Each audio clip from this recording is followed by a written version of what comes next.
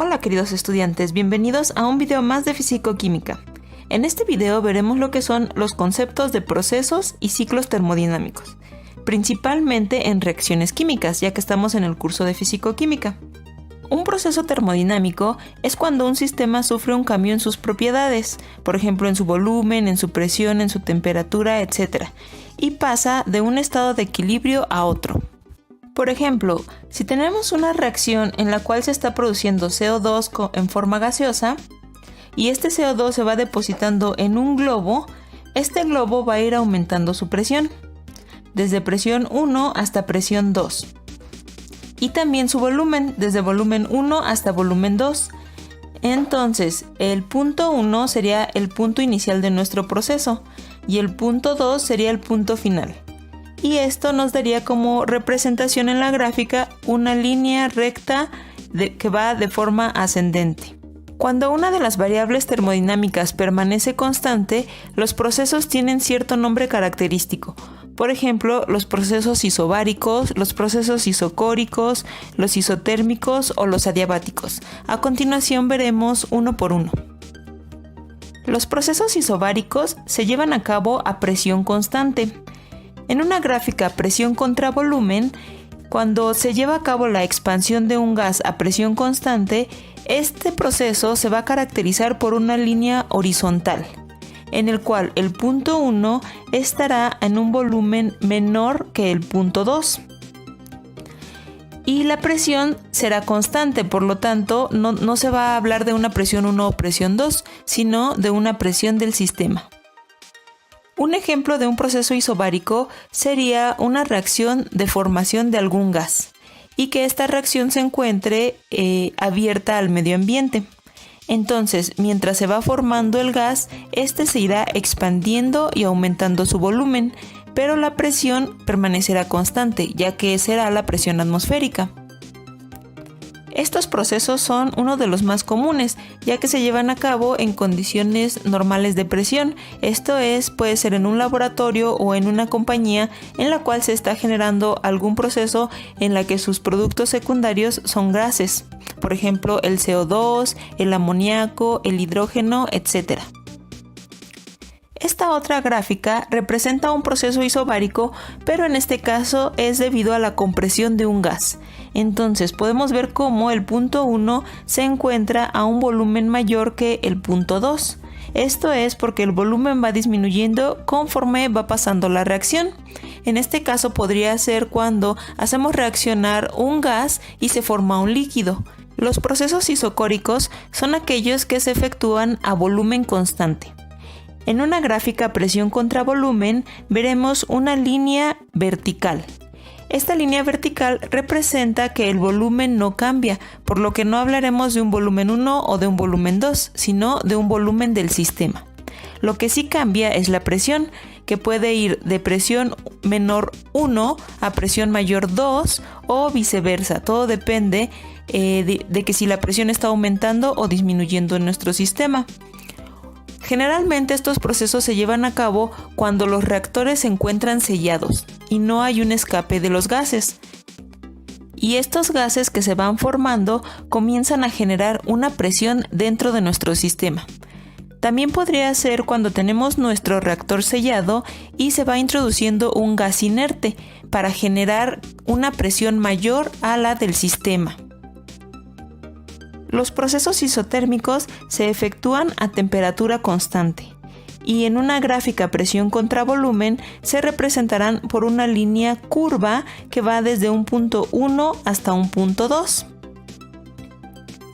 El sentido de esta isoterma puede ir desde una presión alta hacia una presión baja o viceversa, y también desde un volumen alto hasta un volumen bajo o viceversa. Todo dependerá de nuestro proceso. Los procesos adiabáticos son aquellos en los que no hay un intercambio de calor o que el sistema se encuentra aislado, por ejemplo en los reactores enchaquetados, en los cuales esta chaqueta sirve de aislante térmico. En una gráfica presión contra volumen también se va a formar una línea no recta, o sea, una línea curva.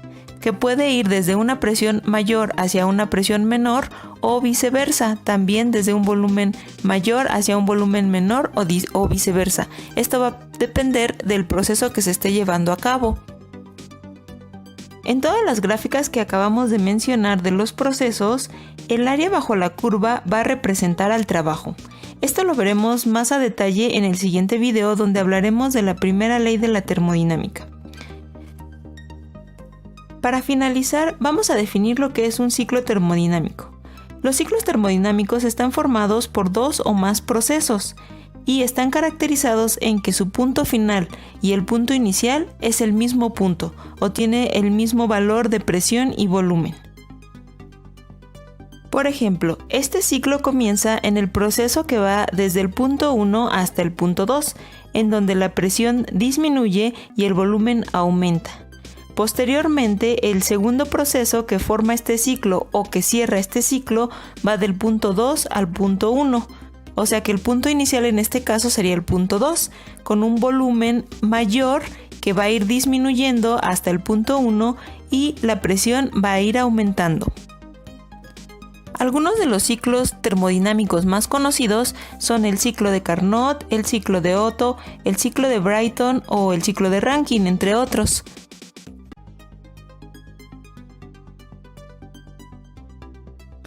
Hola queridos estudiantes, bienvenidos a un video más de Físico-Química. En la clase de hoy veremos la primera ley de la termodinámica y dos conceptos que están muy relacionados con ella, que son el trabajo y el calor. Comencemos.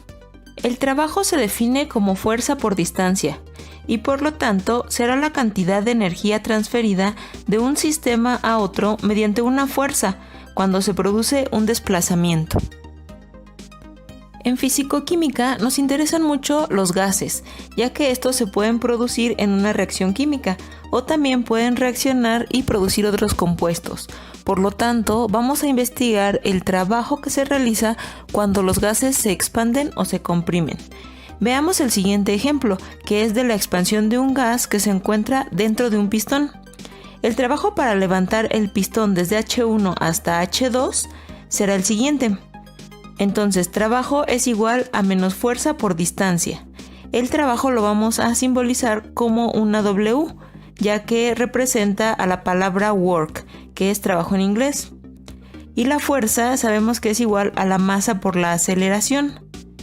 En este caso será la aceleración debida a la gravedad. Por lo tanto, el trabajo nos queda igual a menos m por g por h2 menos h1. Donde m será la masa, la g será la aceleración debida a la gravedad, que es igual a 9.81 metros sobre segundo cuadrado, y h2 menos h1 va a ser el delta h. Por lo tanto, nos queda que el trabajo es igual a menos m por g por delta h. Ahora vamos a ver en qué unidades nos queda el trabajo. La gravedad es igual a 9.81 metros sobre segundo cuadrado. La masa la vamos a manejar en kilogramos y el delta H va a estar dado en metros.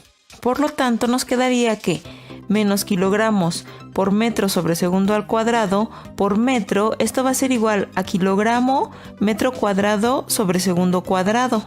Y estas unidades se le conocen como joules y se simbolizan por una J. ¿Por qué le ponemos signo negativo? Porque como es la expansión de un gas, el sistema está haciendo trabajo sobre los alrededores. Por lo tanto, por convención, el signo será negativo. Y cuando los alrededores hacen el trabajo sobre el sistema, este será positivo. Por ejemplo, en la compresión de un gas. Ahora vamos a definir dos conceptos importantes de la fisicoquímica y de la termodinámica. Estos son función de estado y función de trayectoria. Una función de estado es una magnitud macroscópica que caracteriza el estado de un sistema en equilibrio y que no depende de la forma en que el sistema llegó a dicho estado. El valor de una función de estado solo dependerá del estado termodinámico actual en el que se encuentre el sistema, sin importar cómo llegó a él. Entre las funciones de estado se encuentran la energía interna, la presión, la temperatura, el volumen, la entalpía, la entropía, la densidad, la polarización, entre otras. Por lo tanto, una función de trayectoria será una magnitud física que dependerá de la trayectoria del proceso termodinámico que se esté estudiando. En este caso tenemos a el trabajo y el calor. En una gráfica presión contra volumen, como ya lo habíamos comentado en el video anterior, el trabajo se representa como el área bajo la curva. Por lo tanto, este trabajo va a depender de la trayectoria del proceso termodinámico que estemos estudiando. Sin en cambio, la presión y el volumen no van a depender de la trayectoria, porque podemos medir la presión y el volumen en cada punto o en cada estado de equilibrio de este proceso. Por ejemplo, el punto 1 va a tener su presión 1 y su volumen 1, o el punto final 2 va a tener su presión 2 y su volumen final 2. Sin en cambio, el trabajo no va a tener un trabajo 1 y un trabajo 2, sino que va a ser el trabajo de todo el proceso. Lo mismo pasa con el calor, porque el calor también es una función de trayectoria. En conclusiones, el trabajo es un modo de transformación de energía, y el trabajo no es una función de estado, ya que no podemos decir que el sistema tiene dentro de sí tanto trabajo o que contiene tanto trabajo. Ahora definamos lo que es el calor. Al calor lo vamos a simbolizar con una Q mayúscula. Y este será la transferencia de energía entre dos cuerpos que están a temperaturas diferentes. La energía se transfiere siempre de un objeto más caliente a uno más frío. Y cuando las temperaturas de los dos objetos se igualan, ya no se aplica la palabra calor. El calor, como ya definimos anteriormente, tampoco es una función de estado, ya que un cuerpo no podemos decir que contiene tanto calor o que almacena tanto calor. Y aunque la palabra calor ya implique transferencia de energía, se acostumbra a hablar de flujo de calor, ya sea calor absorbido o calor emitido. El calor se puede calcular multiplicando la masa por la capacidad calorífica por el delta T. La masa tendrá unidades de kilogramos.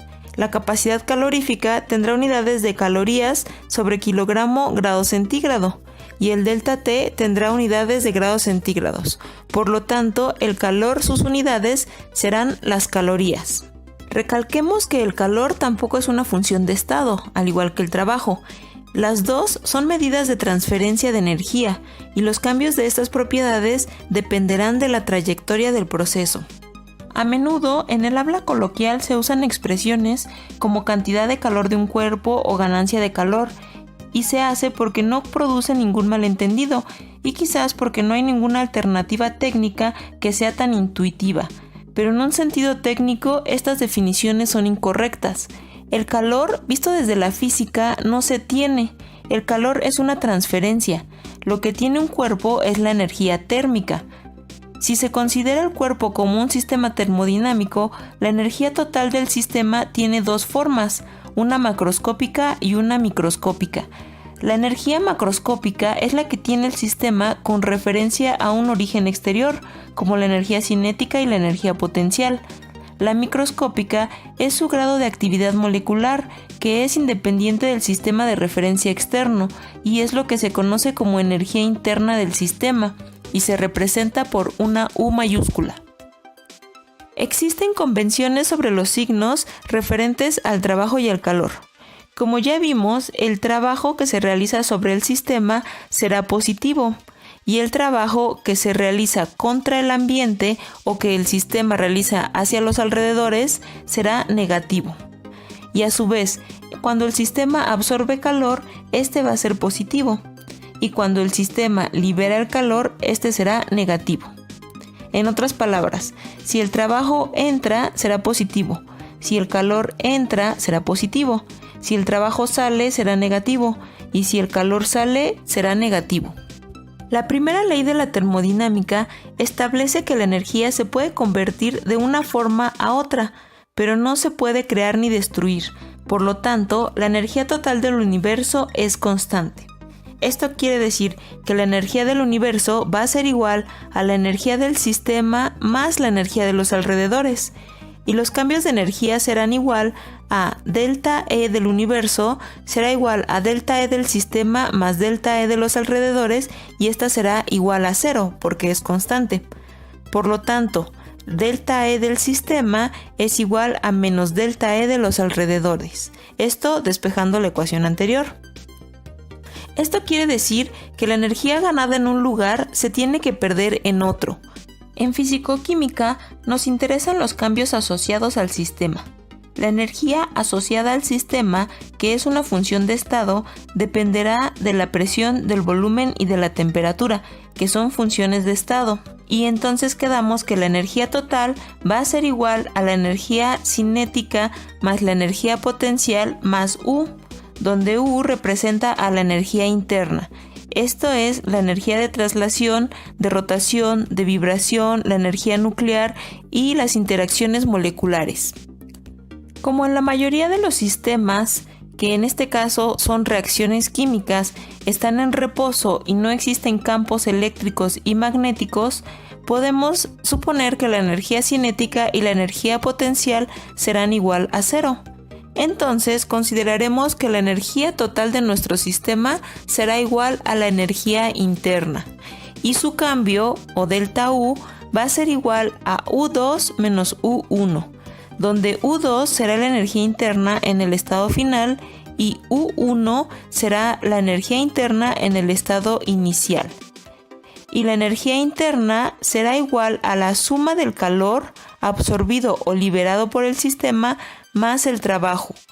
Esto será igual delta U igual a Q más W. En otras palabras, la primera ley de la termodinámica nos dice que la energía no se crea ni se destruye, que solo se transforma. Por lo tanto, el trabajo se puede transformar en calor y viceversa. De hecho, el factor de conversión entre la caloría térmica, que es la unidad de calor, y su equivalente mecánico, que es el joule, que es la unidad de trabajo, será igual a una caloría igual a 4.184 joules. El siguiente ejemplo nos pregunta que ¿cuál será la energía interna de un gas que se comprime desde 5 litros hasta 1 litro y este proceso se lleva a cabo a una atmósfera de presión? Y nos pide que consideremos que el sistema se le suministran 150 calorías de calor y nos pide reportar nuestros resultados en joules. Entonces, lo que nos está pidiendo el problema es calcular el delta U.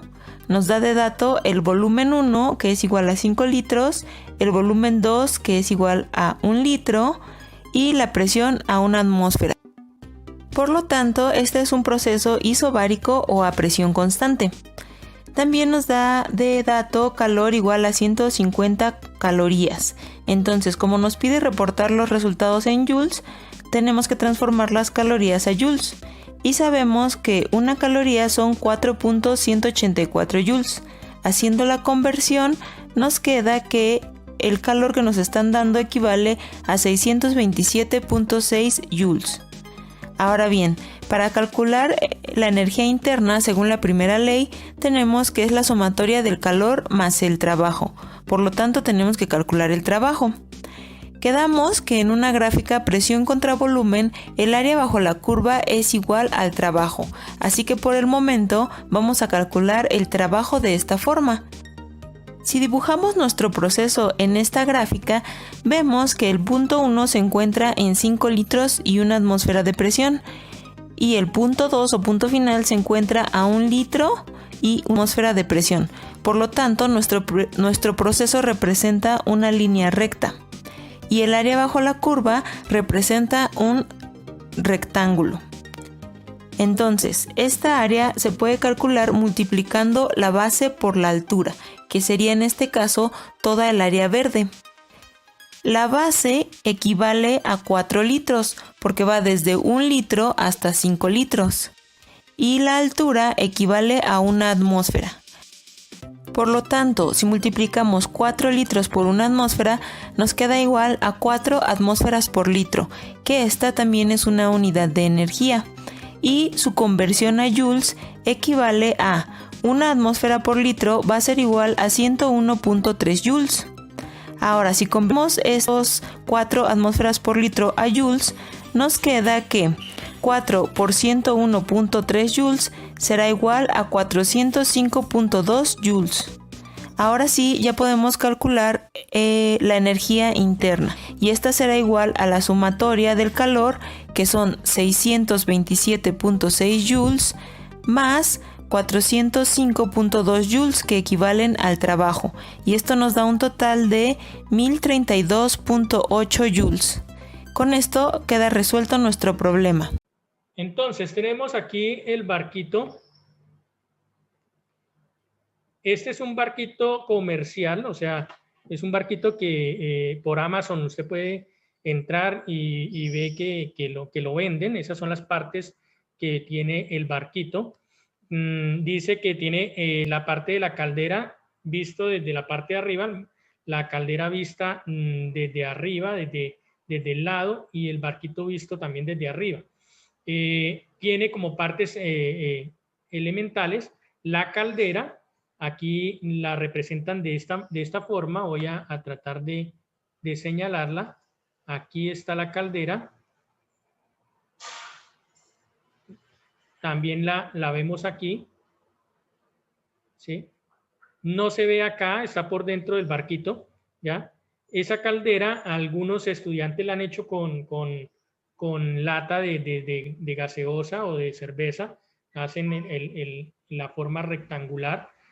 Hay que buscar la manera de que esa caldera quede totalmente hermética, o sea que no le entra ni le sale aire por ningún lado. Hay que buscarle la forma que quede hermética, que solamente le entre a través de los pitillos, ¿sí?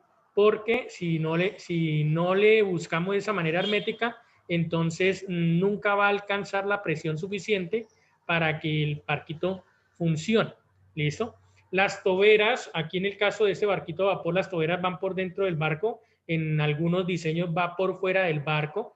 Es bueno que vaya por fuera del barco porque el agua refrigera, refrigera el sistema, y entonces al refrigerar el sistema hace que haya ese intercambio de calor entre una fuente caliente y una fuente fría, que es lo que hace que haya el ciclo, o sea, que se genere ese ciclo, que vaya pasando de lo caliente a lo frío y de lo frío a lo caliente, y se vaya reciclando cada vez ese proceso. Entonces es necesario que exista esa parte. Entonces aquí en el caso del diseño comercial, pues las tuberas, como son metálicas, el metal tiene una propiedad bastante buena en la parte de transferencia de calor. Entonces él pues fácilmente va a hacer que el calor del vapor se fluya hacia el ambiente. En cambio, como nosotros en varios de los diseños vamos a utilizar es pitillo, que el plástico no tiene esa propiedad, entonces por eso el pitillo va por debajo del barco, va haciendo contacto con el agua, y el agua entonces va a generar ese proceso de refrigeración del vapor. ¿Listo? Bien, siguiendo con la diapositiva. Entonces, ¿qué es un bote popó? Si ustedes observan, mi presentación está al estilo de la infografía, o sea, se supone que esta debe ser como una presentación que va por ahí en una esquinita o en algún lado de la infografía, por ahí bien pequeñito, dándome el espacio para poder mostrar el resto. Entonces, estoy tratando de hacer eso, de recrear la presentación al estilo de una infografía. Entonces, ¿qué es un bote popó? Un bote popó es un juguete con una máquina de vapor muy simple, sin partes móviles, que generalmente funciona con una vela. El nombre proviene del ruido que hacen algunas versiones de los barcos cuando sufre cambios de volumen dentro de la caldera, producto del aumento de la temperatura de la misma. Otros nombres son el puput, bote loco, vapor flash. Bueno, hay varios nombres comerciales también para ese barco. En el ciclo termodinámico del bote popó, entonces tenemos esta gráfica. Si ustedes observan, ahí está el proceso termodinámico empezando de 1, va hasta 2, luego de 2 a 3, de 3 a 4 y finaliza nuevamente en 1. ¿Por qué empieza en 1? Porque si bien los que ya tienen el barquito y se han dado cuenta que les funciona, entonces primero recargan la caldera, le echan agua dentro de la caldera y de una manera tapan las toberas, colocan el barquito dentro del agua, luego prenden la vela y mientras la vela calienta la caldera y la lleva al punto de ebullición para generar el vapor, entonces ahí va aumentando la temperatura. Entonces, en ese momento en que está aumentando la temperatura, voy a señalar ese momento en el que va aquí aumentando la temperatura, pues en ese momento el barquito no ha hecho todavía nada, solamente está recargando la caldera. Pero apenas llega al punto en donde se genera el primer pop, entonces empieza el barquito a funcionar. Entonces, ese primer pop se genera aquí en el punto 1. Entonces, cuando genera el primer pop, entonces hay un descenso en la presión, ¿sí? Aquí llega al punto 2, ahí se mantiene la presión, se mantiene el volumen, pero la temperatura va bajando.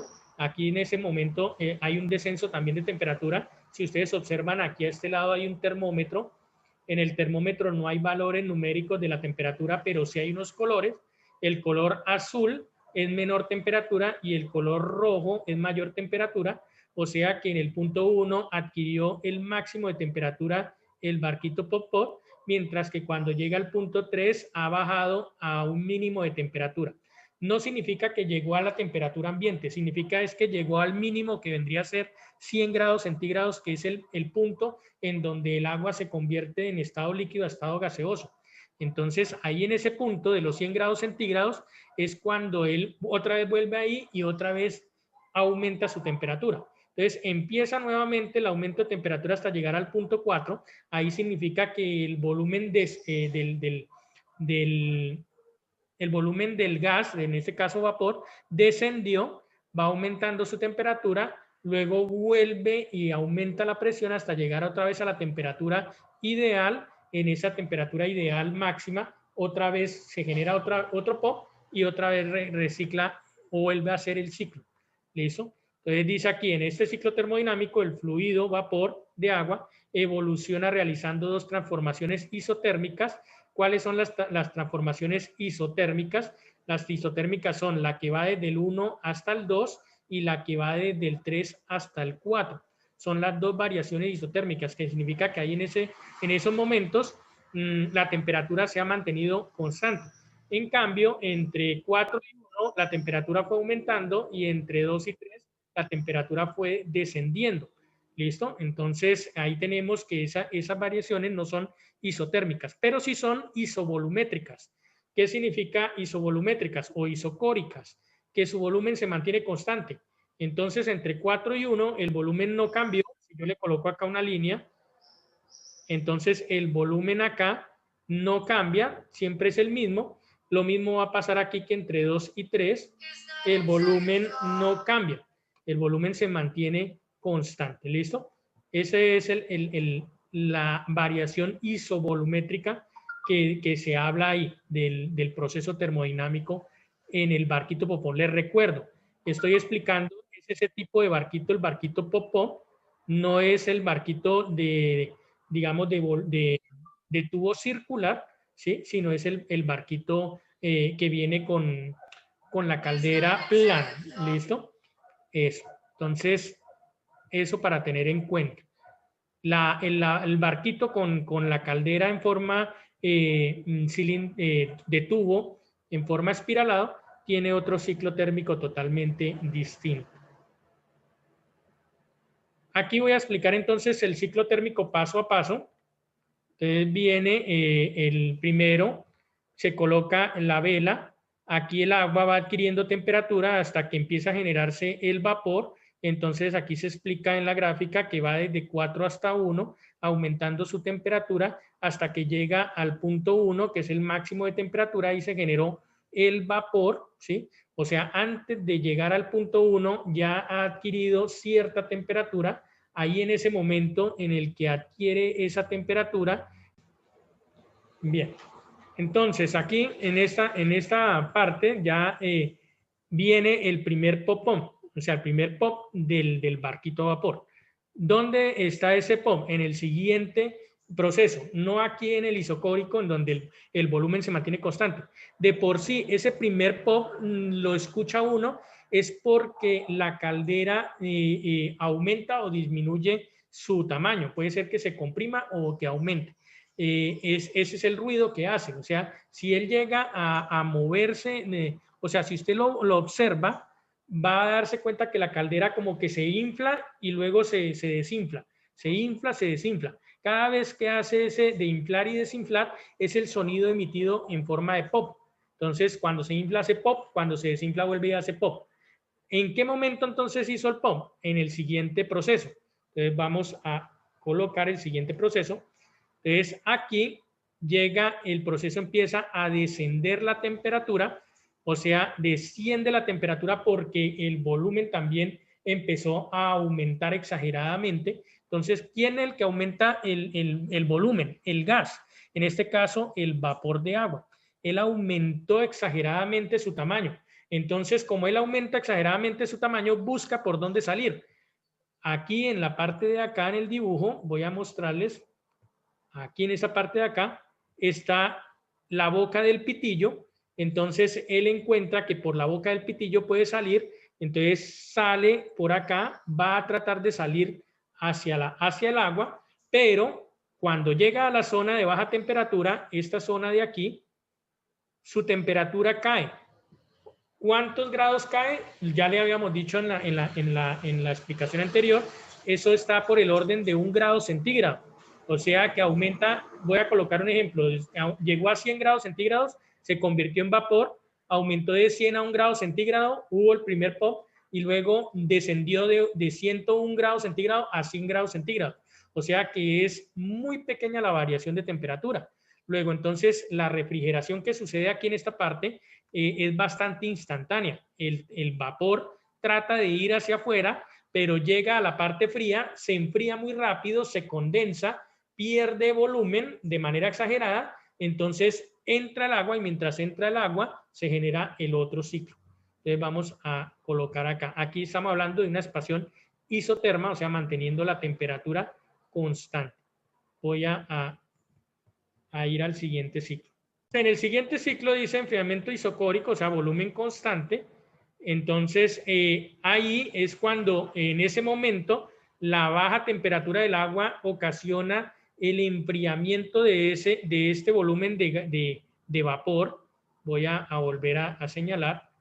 Aquí, este volumen de vapor se enfría y se enfría a tal punto en que otra vez se convierte en agua, o sea, se condensa. Ese cambio de volumen tan exagerado produce el otro sonido, o sea, ocasiona al final de todo ello el otro sonido. Pero ese enfriamiento logra que el agua que está fuera del barquito entre y recargue nuevamente la caldera. O sea, aquí vamos a encontrar que no solamente el barquito, digamos, se tiene cambios de temperatura, sino que a su vez también va a tener recarga. Si ese gas de vapor sale por completo de la caldera, el barquito no me funciona. O sea, significa que no se me está refrigerando el vapor antes de que salga totalmente, o sea, antes de que salga de la caldera. Voy a colocar aquí un señalamiento. Digamos que el vapor viene por este lado, viene por acá, y la baja temperatura que la genera el agua no es suficiente, entonces este vapor va a seguir este recorrido y va a llegar a un punto en que sale de la tobera. Y si sale de la tobera, entonces no va a haber cómo él se vuelva y se recargue. Si pasa esa situación, entonces posiblemente cuando él vuelva y se refrigere, al absorber el agua, esa agua que nuevamente trata de entrar, no alcanza a llegar hasta la caldera y entonces el agua que le queda, la poca agua que le queda a la caldera, se va a ir secando paulatinamente y vamos a encontrar que nuestro barquito de vapor se paraliza en algún momento. O sea, funciona un ratico, pero después llega y se apaga. ¿Por qué? Porque el agua de la caldera no se está recargando y estamos viendo que se seca paulatinamente y va a llegar un momento en que ya la caldera está seca y entonces no se genera vapor. ¿Sí? Entonces eso es lo que va a suceder. Ahí hay un peligro, un riesgo de que se queme la caldera porque el metal empieza a aumentar la temperatura que él puede resistir. Mientras que teniendo el agua, el metal no aumenta temperatura sino hasta hasta los niveles permitidos por el agua. Entonces esa es la ventaja de que la caldera esté todo el tiempo con agua, porque el agua va a hacer que las temperaturas internas de la caldera no superen los 120 grados centígrados, o sea, no alcanzan a superar ese valor porque requiere que el vapor de agua llegue a esas temperaturas. Y como le habíamos dicho, el vapor de agua alcanza a una temperatura de 1 grado centígrado por encima de los 100 grados centígrados. Entonces no alcanza a llegar a eso. Pero en cambio, si la caldera se seca, entonces el material empieza a aumentar de temperatura hasta los puntos de fusión del material. Si estamos hablando de acero, entonces él alcanza a tener unas temperaturas bastante altas hasta que el mismo metal empieza a fundirse, se empieza a generarle orificio al metal, o sea, producto de la temperatura que se exageró. Entonces, eso es lo que, ahí no se va el metal a fundir porque el agua no le va a permitir esa situación. No sé si ustedes hayan visto, hay algunos programas de supervivencia en donde dicen que usted puede calentar el agua metiendo el agua dentro de un frasco plástico y arrojándolo en el fuego.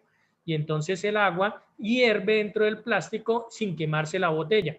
¿Por qué razón sucede ello? Porque la botella tiene un punto de fusión más alto que el agua, entonces el agua va a hervir dentro de la botella, va a quedar totalmente hervida el agua, pero la botella no se va a quemar debido a que el agua no permite que la temperatura se eleve hasta los puntos de fusión del plástico. Eso es lo que hace en últimas también en la caldera al agua.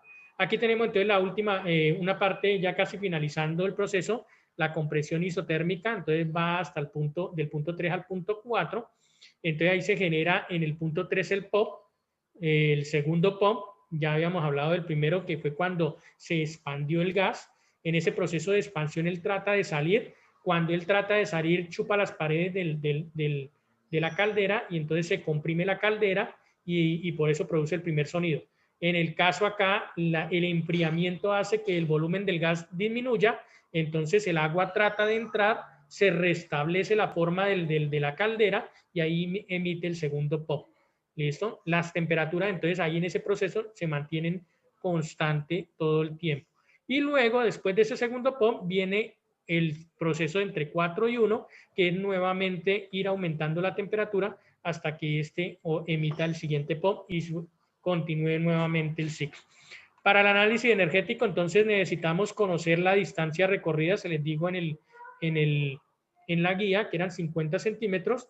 Hay que tomar el tiempo de cuánto tarda el barquito en ir desde el momento en que, o sea, toma usted la distancia, toma el tiempo, ese tiempo le va a servir con la distancia para determinar la velocidad del barquito.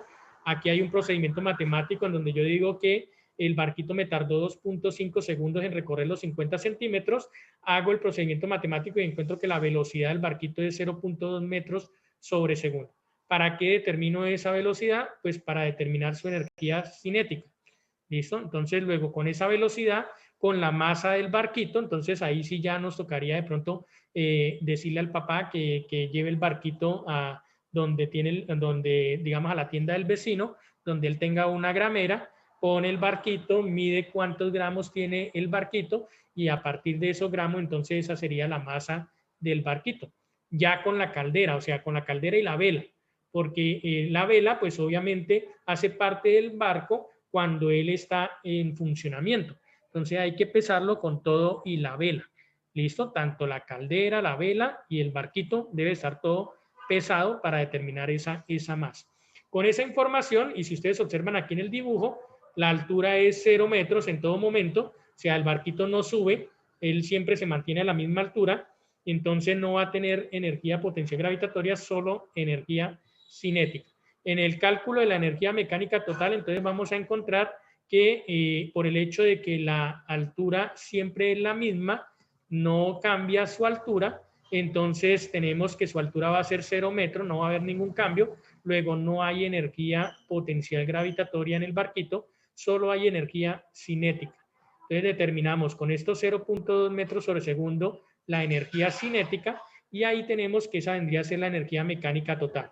Energía mecánica total que se representa como el trabajo ejecutado sobre el barquito. O sea, es el trabajo. ¿Listo? Bueno, discúlpenme por la letra.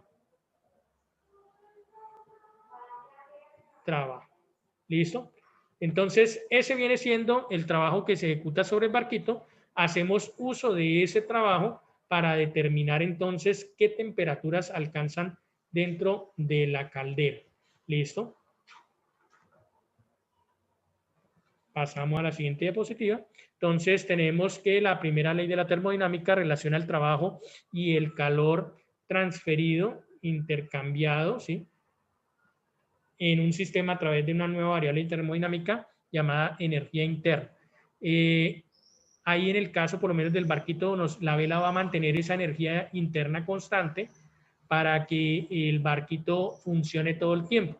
Si esa energía interna no se mantiene constante, entonces el barquito va a brigar muchísimo para conseguir la temperatura ideal para generar su primer pump y empezar a moverse. Entonces hay que buscar la manera de que esa caldera todo el tiempo se esté recargando de manera ideal para que no vaya a tener inconvenientes en la parte de generar esos pump, que son los que me dan como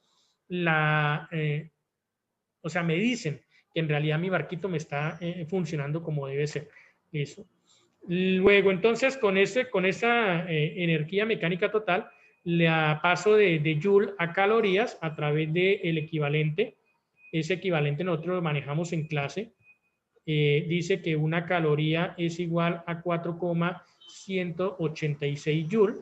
Luego, entonces, haciendo uso de ese equivalente, determino las calorías que se requieren para hacer mover el barquito, y con esas calorías determino entonces la variación de temperatura que sufre ahí en la caldera para generar ese trabajo.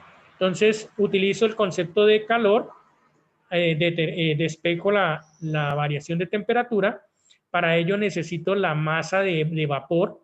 Entonces, como yo tengo unas dimensiones de la caldera la hice rectangular, tiene 5 centímetros de larga, 2 centímetros de ancha y 0.1 centímetros de espesor. Entonces, con esos tres valores los multiplico y encuentro el volumen de la caldera. Eso me dio 1 centímetro cúbico. Con ese centímetro cúbico y con la densidad del vapor, acá dice como la densidad del vapor de agua es de 0,00129 gramos sobre centímetro cúbico, entonces 1 centímetro cúbico de vapor tiene 0,00129 gramos de vapor de agua. Luego, entonces yo utilizo esta masa para determinar, y la capacidad calorífica del vapor, para determinar esa variación de temperatura, y ahí encuentro que esa variación de temperatura es de 0,96 grados centígrados, lo cual indica que efectivamente es una temperatura muy pequeña que me va a permitir entonces esos lapsos pequeñitos digamos, de tone entre un pop y el otro pop, para generar entonces el movimiento continuo de mi barco a vapor.